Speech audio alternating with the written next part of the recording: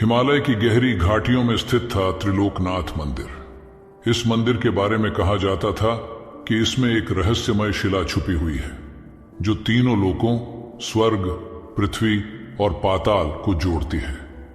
यह शिला केवल उन लोगों को दिखाई देती थी जो सच्चे हृदय और अपार साहस के धनी होते थे, लेकिन इस शिला तक पहुंचने वाले का भविष्य अज्ञात रहता था। पुरानी कथाओं के अनुसार जब देवताओं और दानवों के बीच अमृत की खोज के लिए समुद्र मंथन हुआ था, तब त्रिलोक शिला को स्वर्ग से पृथ्वी पर लाया गया था। इसे मंदिर के गर्भगृह में छुपा दिया गया ताकि कोई भी इसे दुरुपयोग न कर सके। यह भी कहा जाता था कि जो इस शिला को छुएगा उसे या तो असीमित शक्तियां मिलेंगी या वह शिला के भीतर समा जाएगा। गांव के एक साहसी युवक अरुण ने बचपन से ही इस मंदिर और उसकी शिला के बारे में सुना था। उसके दादा कहते थे कि शिला के पीछे देवताओं का कोई रहस्य छिपा है। एक रात अरुण ने ठान लिया कि वह इस रहस्य का पता लगाएगा।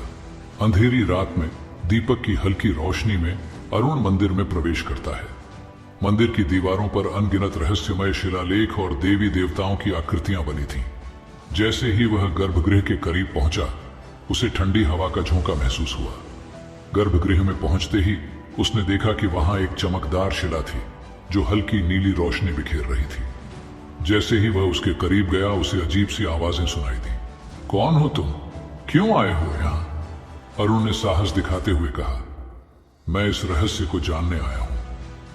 अचानक शिला के चारों ओर एक अदृश्य दीवार प्रकट हो गई। एक गूंजती हुई आवाज ने कहा, यदि तुम सच्चे हो तो शिला तुम्हें अपना रहस्य बताएगी, लेकिन यदि तुम्हारे इरादे गलत हैं तो यह तुम्हें निगल लेगी। अरुण ने अपने मन को शांत किया और शिला को छूने का प्रयास किया। जैसे ही उसने शिला को छुआ, उसे लगा कि वह हवा में तैर रहा है। उसकी आंखों के सामने 3 द्वार प्रकट हुए, पहला स्वर्ग का, दूसरा पृथ्वी का और तीसरा पाताल का। एक आवाज गूंजी, तीनों द्वारों में से एक को चुनो, तुम्हारा चयन ही तुम्हारे भविष्य को तय करेगा। अरुण ने थोड़ी देर सोचा और पृथ्वी के द्वार को चुना। अचानक एक झटके के साथ वह जमीन पर गिरा और देखा कि वह मंदिर के गर्भगृह से बाहर था, लेकिन कुछ बदला हुआ था। उसके हाथ में एक प्राचीन ग्रंथ था जिसमें ब्रह्मांड के रहस्य और शक्ति का ज्ञान लिखा हुआ था।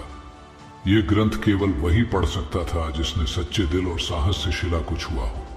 अरुण ने ग्रंथ को पढ़ा और सीखा कि यह ज्ञान केवल मानवता की भलाई के लिए उपयोग किया जा सकता है। उसने यह भी समझा कि त्रिलोक शिला केवल एक साधन है जो सच्चाई और भलाई के रक्षकों को अपनी शक्ति प्रदान करती है।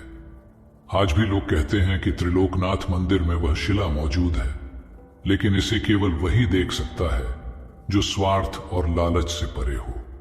हमारा उद्देश्य किसी की भावनाओं को ठेस पहुंचाना नहीं है। अगर इस वीडियो में हमसे किसी भी प्रकार की त्रुटि हुई हो तो हमें माफ करें। आपको ये कहानी पसंद आई तो लाइक करें, और अगर आप हमारे चैनल पर और भी बेहतरीन कहानियां देखना चाहते हैं तो सब्सक्राइब जरूर करें और जुड़िए हमारे साथ। धन्यवाद।